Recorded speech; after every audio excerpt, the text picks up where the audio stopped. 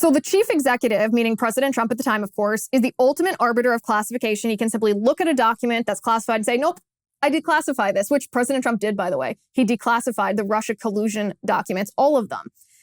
He also says that he had a standing order to declassify documents that were taken to Mar-a-Lago because he often did work at home and he took documents with him. And so instead of jumping through these bureaucratic hoops, he said, anytime that I take documents with me, it's automatic. Those are declassified, every single one. I don't want to have to declare it every time. So assume that anything I take with me, I have declassified in the appropriate way. So this actually makes perfect sense when President Trump's lawyer told the FBI a month ago that there were no classified documents at Mar-a-Lago.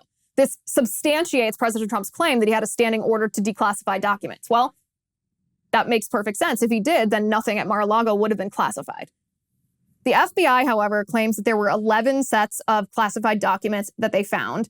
11 sets. Compare this just for a second to Hillary Clinton's personal email, where 7 email chains were of the highest classification level. The highest classification level typically deals with human intelligence, meaning an asset or a source whose very safety, family, and life is at risk, is endangered if whatever information is included in that email chain becomes public. 7 separate email chains Hillary Clinton had on her email server. Her email server, which was insecure, it was penetrable by any hostile nation who wanted to hack into it, and I'm sure they did. Yet President Trump, even if this is true, that there were 11 documents that were previously marked classified, although they shouldn't have been anymore at Mar-a-Lago, they shouldn't have been classified there because Trump had a standing order to declassify them.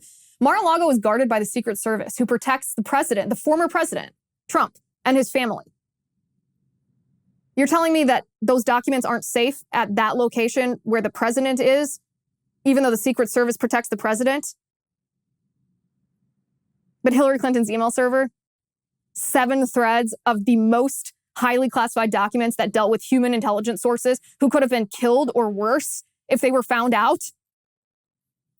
This is the FBI, ladies and gentlemen.